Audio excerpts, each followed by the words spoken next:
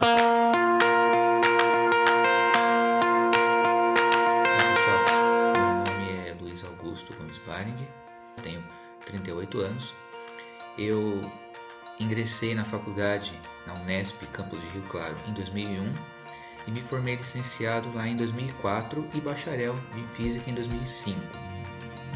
Em 2006 eu ingressei no mestrado na Unicamp, defendendo minha tese em 2008 e imediatamente iniciei meu doutorado na mesma universidade, defendendo a minha tese em 2012. Atualmente, eu trabalho como professor de educação básica na Secretaria da Educação do Estado de São Paulo. Eu dou aula na Escola Maurício Antunes Ferraz, em São Bernardo. Desafios dentro da universidade. O curso de graduação em Física que eu fiz era um curso integral. Isso dificultava trabalhar paralelamente, a não ser que fosse à noite ou final de semana, o que alguns colegas faziam. Mas havia uma oportunidade de realizar um trabalho dentro da própria universidade, desenvolvendo um projeto de pesquisa orientado por um professor, no meu caso era a professora Lígia. Esse projeto é chamado de iniciação científica, né? Esse tipo de projeto é interessante porque permite um primeiro contato com o trabalho do pesquisador em física, além, é claro, de servir como um auxílio financeiro na forma de uma bolsa, né? O que ajuda bastante a gente se manter durante os estudos, né? Eu morava em outra cidade, sempre é importante a gente ter uma rendazinha para ajudar a gente se manter durante esse período, né? Mas além dessa parte, é interessante esse projeto porque a gente começa a ter um primeiro contato com os métodos da física, não somente aquilo que se aprende em sala de aula em física, mas como trabalha um físico na sua vida profissional, o tipo de pesquisa que faz, o tipo de procedimento que ele adota no laboratório e assim por diante, né? Depois, durante o mestrado e doutorado, em que eu tive orientação de outro professor, professor Yakov, professor russo, eu recebia também uma bolsa para desenvolver o trabalho. O curso de Física é um curso que requer uma boa dose de esforço pessoal.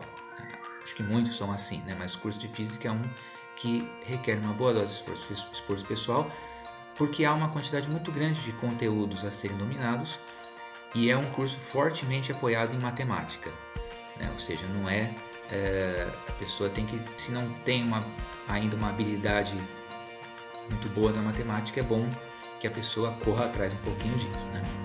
Depois da minha formação, eu poderia ter dado, a minha formação, eu me refiro ao doutorado, né? Eu poderia ter dado continuidade ao meu trabalho como pesquisador, fazendo o chamado pós-doutorado, que visa nos preparar para um concurso para professor universitário. Esse tipo de concurso, diferentemente dos concursos mais comuns, pode até incluir alguma prova escrita ou oral, mas depende muito da apresentação do que eles chamam de memorial, né? Ou seja, de um resumo da nossa carreira, do currículo que a gente construiu. E o currículo, eu não me refiro só a currículo de profissional, a currículo de onde trabalhou, não. É principalmente currículo relacionado a publicações em revistas científicas de alto impacto, revistas internacionais, né? Porque a moeda, digamos assim, do pesquisador é a publicação. Todas as instituições que avaliam pesquisa, tipo a CAPES, por exemplo, avaliam geralmente nossa formação em termos de o quanto que a gente publica, o quanto que a gente publica em revistas internacionais boas, o quanto que os nossos artigos recebem de citações, mais ou menos assim que eles avaliam digamos assim, a qualidade do pesquisador, né? Entretanto, eu não dei esse prosseguimento para pós-doutorado devido a uma série de fatores e problemas pessoais, né? Nesse meio tempo surgiu o concurso para professor da Secretaria da Educação, que eu resolvi prestar, mais a título de teste, e acabei sendo aprovado em segundo lugar. E aqui estou. Bom, o mercado de trabalho para físicos, primeiramente na sala de aula, né? Esse daí talvez seja onde mais tem vaga para físicos, porque há uma enorme falta de professores de física no Brasil. Mas também há muitos que almejam uma carreira acadêmica como pesquisador. No Brasil, realizar uma carreira de pesquisador acontece principalmente dentro das universidades públicas, né? E é para isso que a gente costuma fazer pós-graduação, mestrado, doutorado, pós-doutorado e assim por diante. visando a gente se especializar em uma das várias sub-áreas da física. Eu, particularmente, me especializei na física de materiais, chamada física da matéria condensada. Vou falar um pouquinho daqui a pouco sobre ela, né? Que é mais especificamente magnetismo e supercondutividade. Existem duas linhas básicas de pesquisa, né? A chamada pesquisa básica, que visa simplesmente compreender as leis que regem certos fenômenos, sem necessariamente uma utilidade imediata. São pesquisas, entre aspas, inúteis no primeiro momento, mas eu digo no primeiro momento porque muitas coisas que hoje fazem parte do nosso dia a dia começaram dessa maneira. Um exemplo é a álgebra booleana, né, que é a base da linguagem binária, a base da linguagem usada na informática. Quando foi criada pela primeira vez, era nada mais do que uma curiosidade, e hoje é a base de toda a informática que a gente tem, né? Mas, então, existe a chamada pesquisa básica, que é simplesmente tem por finalidade de compreender as leis que regem os fenômenos naturais, e existe a chamada pesquisa aplicada, que visa de alguma forma tirar proveito do conhecimento que a gente tem sobre esses fenômenos naturais. E eu vou falar um pouquinho sobre algumas das sub-áreas da física.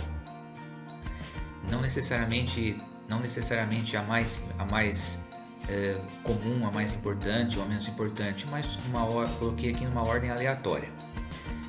Astrofísica. A astrofísica é o ramo da física e da astronomia. Não confundir astronomia com astrologia, por favor, tá? Astrologia é aquela história de signos, horóscopo, não é disso que eu estou falando. Mas a astrofísica é o ramo da física e da astronomia responsável por estudar o universo, através da aplicação de leis e conceitos da física, tais como a luminosidade, densidade, temperatura, composição química, em objetos astronômicos como estrelas, galáxias e o meio interestelar, né? Um sub-ramo dessa astrofísica é o que eles chamam às vezes de astrobiologia, né? Ou exobiologia, que seria a busca de vida em outros lugares do universo, não necessariamente vida inteligente, não necessariamente vida como aqueles ETs do cinema, né? Mas alguma forma de vida. É um campo bastante estudado na física, como a sub-área da astrofísica. Outro ramo é o que eu já mencionei agora há pouco, é a física da matéria condensada ou física do estado sólido, né? Que é o estudo dos sistemas físicos que envolvem um grande número de constituintes, átomos ou moléculas. A física do estado sólido está por trás de grande parte da evolução tecnológica que a gente testemunhou nos últimos 100 anos. Tinha um professor na faculdade, o professor Gerson, que falava que logo após a Segunda Guerra Mundial, com 2 bombas atômicas, muita gente achava que o futuro da física estaria na energia nuclear, estaria na física nuclear.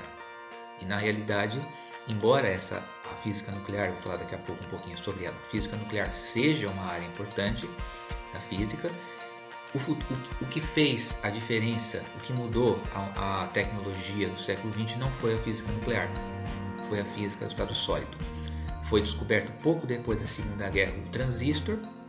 O transistor é a base de quase todos os circuitos eletrônicos que a gente usa hoje em dia, nos computadores, nos celulares e assim por diante, né? Então, foi a física do estado sólido a principal responsável por revolucionar a tecnologia na história recente. Outro ramo da física é a chamada física de partículas ou física de partículas elementares, também tem esses 2 nomes. A física de partículas estuda os constituintes elementares da matéria, irradiação e as interações entre elas e as suas aplicações. Vocês devem se lembrar que na escola a gente aprende que o átomo é formado por elétrons, prótons e nêutrons. Os prótons e os nêutrons, entretanto, são formados por outras partículas ainda menores, os quarks. Talvez vocês tenham ouvido falar esse nome já.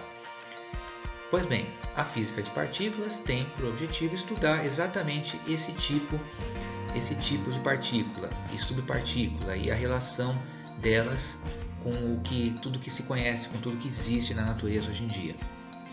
Física nuclear, mencionei agora há pouco, é uma área de pesquisa com grande relevância para a compreensão das leis da natureza. Tem como objetivo estudar a estrutura dos núcleos atômicos e os mecanismos de reações nucleares. Eu falei agora há pouco da bomba atômica, que é uma aplicação bélica da física, né? Mas a física nuclear tem outras aplicações pacíficas, como o funcionamento dos reatores nucleares de energia para produção de energia elétrica, como aplicações na parte de física médica, que é o meu próximo tópico que eu vou comentar aqui com vocês, né? Física médica tem como campo de atuação principalmente as áreas de radiologia diagnóstica e intervencionista. Física médica, na verdade, é a aplicação da física, basicamente a gente poderia colocar assim, né? É a aplicação da física em tratamentos, em procedimentos médicos. Então, medicina nuclear, radioterapia, radiocirurgia, proteção radiológica dos profissionais e mesmo dos pacientes, metrologia das radiações, biomagnetismo, radiobiologia, processamento de sinais e imagens biomédicas, clínicas, epidemiológicas. Todos os hospitais que têm tratamento de radioterapia, por exemplo, tem pelo menos um físico médico lá, alguém especializado nessa área. Outro ramo da física é a física computacional. A física computacional é um estudo interdisciplinar associado a noções de física, matemática aplicada e ciência da computação, e tem como finalidade resolver de forma prática assuntos mais complexos do que já existem na teoria quantitativa. Isso principalmente pelo seguinte motivo: a matemática que a gente aprende, mesmo a matemática superior, a matemática que a gente aprende na faculdade, tem as suas limitações, né? Quando a gente vai para a faculdade, a gente começa a resolver contas, cálculos. Podem ser, alguns cálculos são bastante trabalhosos de fazer, mas são simples no sentido de que são cálculos que a gente consegue resolver no papel, passo a passo, bonitinho, consegue chegar numa resposta, em termos de fórmula, em termos numéricos, bonitinho. Agora, existem alguns cálculos que a matemática não foi suficientemente desenvolvida para resolver eles. A gente sabe que aquilo existe, que aquilo é importante, mas a gente não consegue encontrar uma fórmula que descreva eles. Então a gente faz simulações, enfim, né, em computador, como se fosse uma espécie de um laboratório virtual, para tentar tirar conclusões a respeito disso, né? É muito usado, por exemplo, para estudo de moléculas. Em física, na faculdade de física, a gente aprende a calcular, por exemplo, sistemas com dois corpos envolvidos, né? Dois objetos, por exemplo, a Terra e o Sol, né? A Terra gira em torno do Sol. Mas quando a gente vai estudar, como eu disse, física de moléculas, física molecular, né?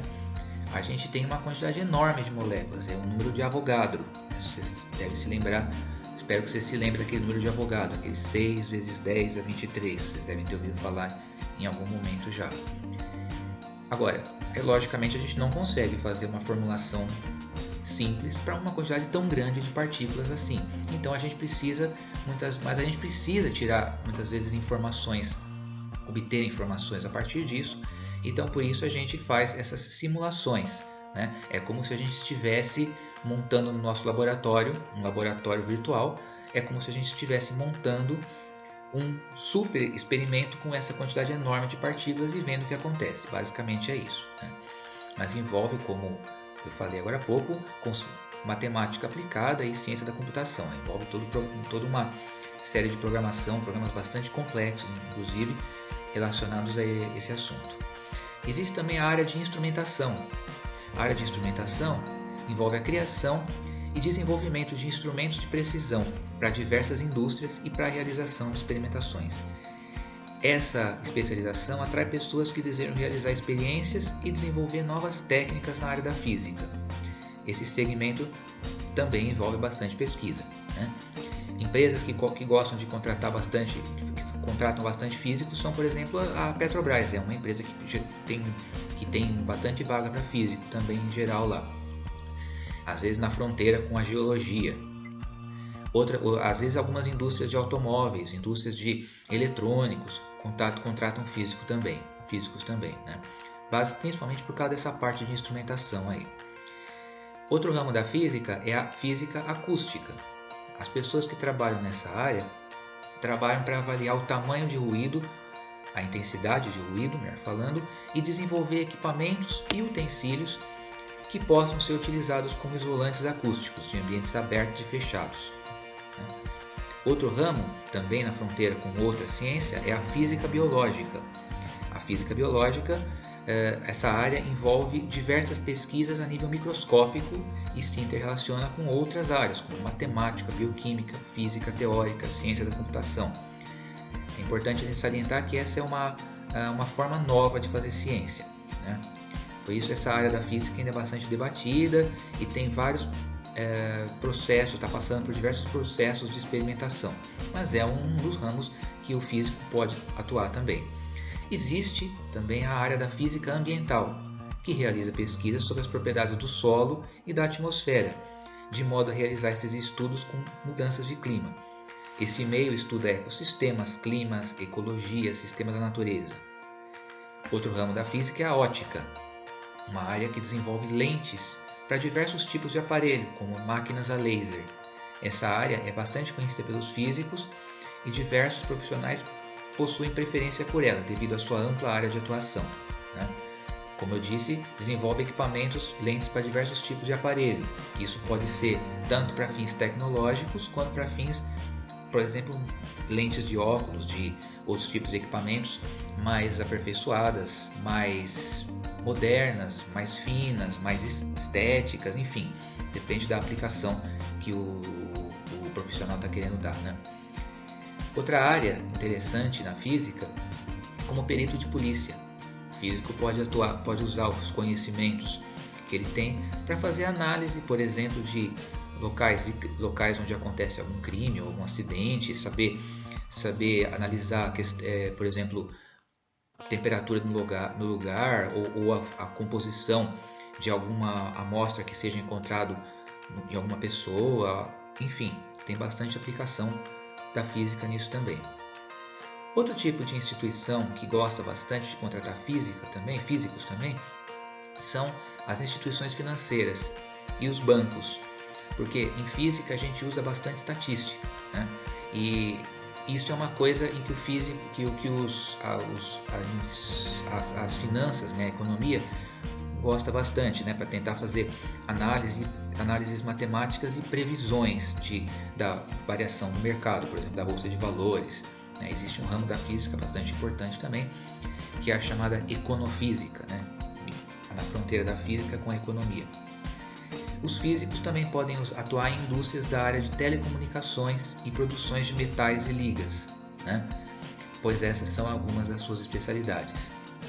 Telecomunicações, telefonia, internet e produções de metais e ligas para usos diversos. Enfim, acho que vocês devem ter percebido que o campo de atuação do físico é muito amplo.